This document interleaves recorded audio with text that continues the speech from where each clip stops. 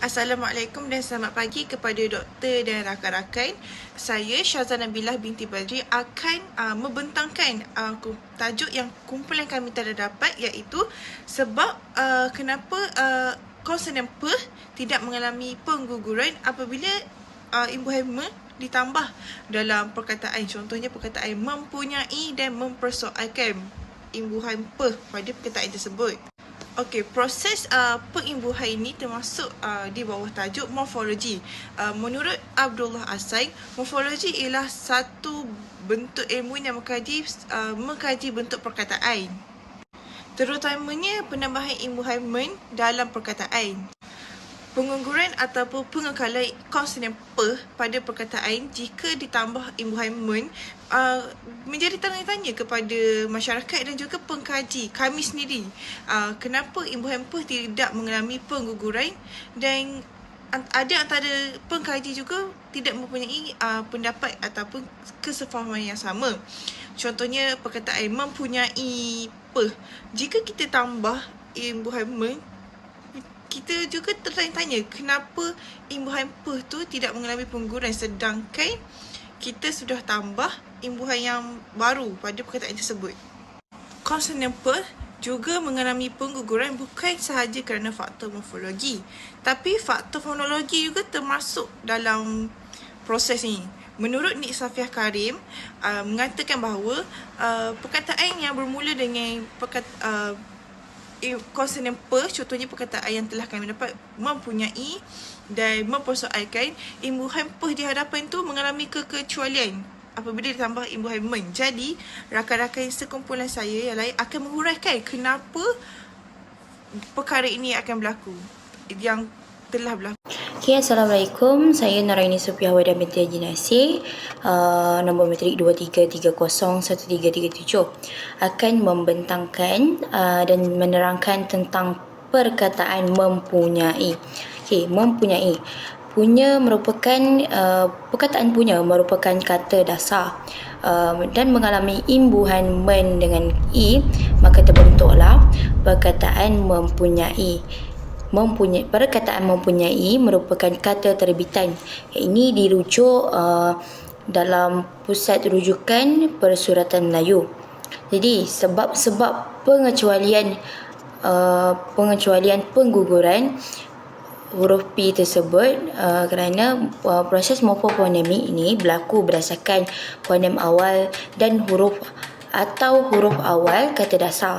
Dan namun dalam rujukan daripada buku pembinaan kata kerja dari sudut makna oleh Darius Harahap Muhammad, dia menyatakan dua rumus iaitu rumus yang pertama,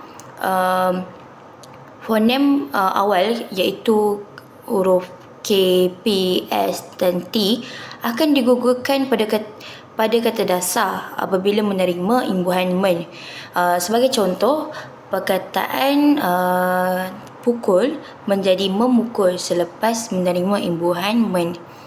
Jadi berlakunya pengguguran huruf P di situ. Manakala turut disertakan juga rumus 2 iaitu fonem K, P, S dan T akan dikekalkan bagi kata terbitan. Jadi proses umum seperti ini berlaku untuk makna umum bagi kata terbitan dan dihasilkan daripada gabungan imbuhan dengan kata dasar yang dimasukkan. Jadi dapat disimpulkan bahawa mempunyai merupakan perkataan yang mengalami pengecualian pengguguran huruf P. Mengikut rumus pertama dalam buku pembinaan kata kerja dari sudut makna, fonem P pada kata dasar akan digugurkan apabila menerima imbuhan men. Contoh perkataan memakai. Perkataan memakai terbentuk apabila imbuhan men tambah pakai, iaitu pakai merupakan fonem P pada awal perkataannya. Ia menyebabkan pengguguran kerana kalau mengikut rumus 1, fonem P tersebut akan menyebabkan pengguguran, menjadikan perkataan tersebut memakai bukan mempakai. Namun, dalam rumus 2, fonem ke, pe, se, te ini juga boleh dikekalkan dalam situasi tertentu. Contoh di sini adalah perkataan mempersoalkan. Mengikut Nik Safiah, perkataan yang bermula fonem pe yang menerima awalan men dianggap kecualian mengikut kesesuaian perkataan. Ini bermaksud dari contoh mempersoalkan tu, kata dasar mempersoalkan adalah persoal. Persoal merupakan kata dasar yang telah menjadi kata terbitan kerana penambahan imbuhan per padanya. Jadi, apabila imbuhan men kan telah ditambah dengan kata terbitan, secara langsung fonem pe tersebut tidak mengalami pengguguran. Menurut Nik Safiah Karim yang mengatakan bahawa kecualian mengikut kesesuaian perkataan ataupun telah mengalami pengecualian peraturan morfofonemik. Di sini saya ingin menerangkan kenapa soal tidak dijadikan kata dasar dalam konteks ini.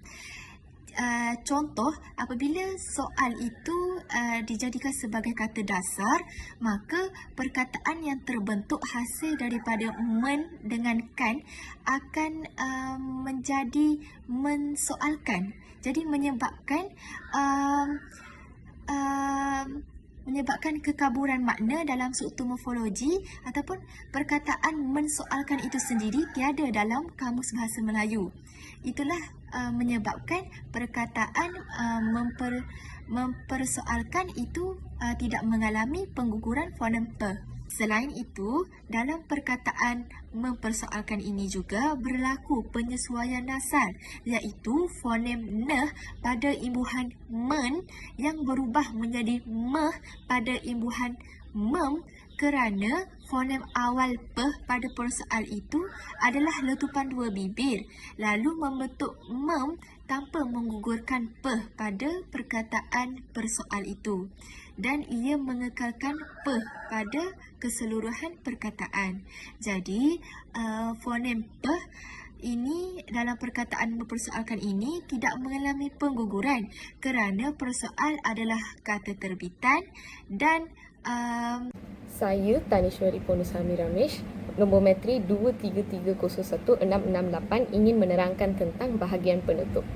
Secara kesimpulannya, pengekalan konsonan P dalam perkataan mempunyai dan mempersoalkan membuktikan bahawa proses morfologi dalam bahasa Melayu dipengaruhi oleh faktor morfofonemik.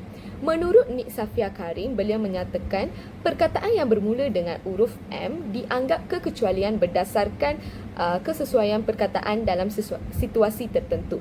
Bagi perkataan mempunyai, pengekalan P merupakan kekecualian iaitu asimilasi yang tidak sempurna yang telah menerima secara umum dalam sistem bahasa. Manakala bagi perkataan mempersoalkan, pengekalan P berlaku kerana imbuhan men tidak bergabung secara langsung dengan kata dasar soal tetapi bergabung dengan kata terbitan persoal. Menurut peraturan linguistik, pengguguran berlaku jika kata dasar bergabung secara langsung dengan imbuhan men. Refleksinya, melalui pembelajaran topik morfologi, kumpulan kami dapat memahami topik morfologi khususnya tentang tajuk pembentangan kami. Pembentangan ini juga dapat memupuk semangat kerjasama antara ahli kumpulan untuk menyiapkan tugasan ini dalam masa yang ditetapkan. Melalui pelbagai rujukan yang kami telah rujuk, kami mendapat banyak maklumat baharu tentang morfologi yang membantu kami untuk menyiapkan tugasan ini dan juga memahami tajuk ini lebih mendalam. Itu sahaja daripada kumpulan kami. Sekian, terima kasih.